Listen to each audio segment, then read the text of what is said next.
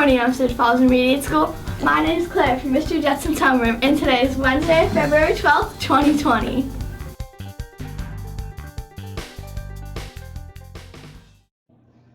Please stand for the Pledge of Allegiance.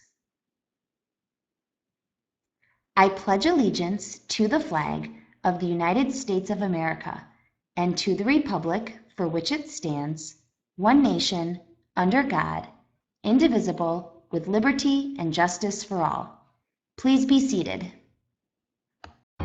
Happy birthday to the following.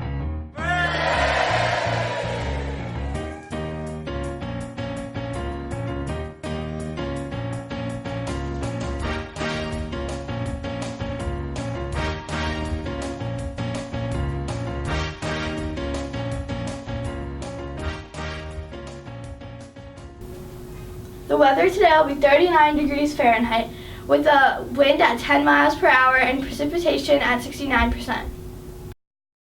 Fourth grade students will not need their art shirts this week.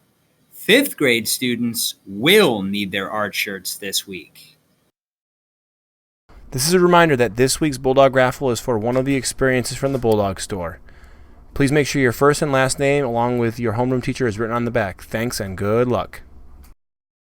This is a reminder that running club signups are still happening. There are no spots available left for the girls. However, there are still spots available for both 4th and 5th grade boys. If you have any questions, please stop by Mr. Sunkel's room or you can visit the office to get a flyer. Office Green Team Wonders, are you doing it right?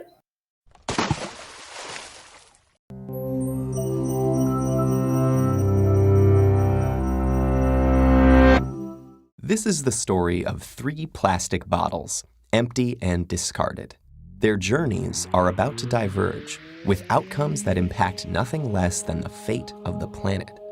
But they weren't always this way. To understand where these bottles end up, we must first explore their origins. The heroes of our story were conceived in this oil refinery. The plastic in their bodies was formed by chemically bonding oil and gas molecules together to make monomers. In turn, these monomers were bonded into long polymer chains to make plastic, in the form of millions of pellets. Those were melted at manufacturing plants and reformed in molds to create the resilient material that makes up the triplets' bodies. Machines filled the bottles with sweet, bubbly liquid, and they were then wrapped, shipped, bought, opened, consumed, and unceremoniously discarded. And now here they lie, poised at the edge of the unknown. Bottle 1, like hundreds of millions of tons of his plastic brethren, ends up in a landfill. This huge dump expands each day as more trash comes in and continues to take up space. As plastics sit there being compressed amongst layers of other junk, rainwater flows through the waste and absorbs the water-soluble compounds it contains. And some of those are highly toxic. Together, they create a harmful stew called leachate, which can move into groundwater, soil, and streams, poisoning ecosystems and harming wildlife. It can take bottle 1 an agonizing 1,000 years to decompose. Bottle 2's journey is stranger, but unfortunately no happier. He floats on a trickle that reaches a stream that flows into a river, and a river that reaches the ocean. After months lost at sea, he's slowly drawn into a massive vortex where trash accumulates, a place known as the Great Pacific Garbage Patch. Here, the ocean's currents have trapped millions of pieces of plastic debris. This is one of 5 plastic-filled gyres in the world's seas, places where the pollutants turn the water into a cloudy plastic soup. Some animals, like seabirds, get entangled in the mess. They and others mistake the brightly colored plastic bits for food. Plastic makes them feel full when they're not, so they starve to death and pass the toxins from the plastic up the food chain. For example, it's eaten by lanternfish. The lanternfish are eaten by squid. The squid are eaten by tuna. And the tuna are eaten by us. And most plastics don't biodegrade, which means they're destined to break down into smaller and smaller pieces called microplastics, which might rotate in the sea eternally. But Bottle 3 is spared the cruel purgatories of his brothers. A truck brings him to a plant where he and his companions are squeezed flat and compressed into a block. Okay, this sounds pretty bad too, but hang in there. It gets better.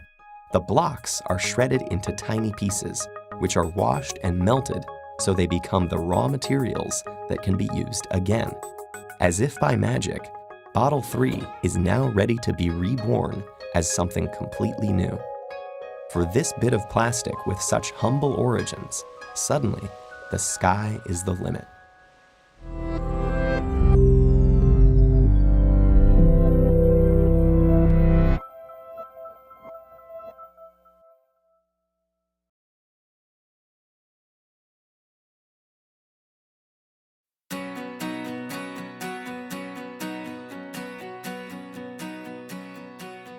Our school cafeteria. Attention all students. It's the 17th annual Olmsted Falls High School PTA Battle of the Schools. Come out and support your teachers, building staff, and community members as they compete for the coveted Battle of the Schools trophy and bragging rights. The game will be this Thursday, February 13th, at the Olmsted Falls High School gym. The doors open at 6:30 and the game starts at 7. Entrance fee is $4 for students and $6 for adults. At halftime, there will be a 3-point shooting contest, 50-50 raffle, entertainment, and concessions. All proceeds benefit the scholarship fund for the 2020 Olmsted Falls High School graduating seniors.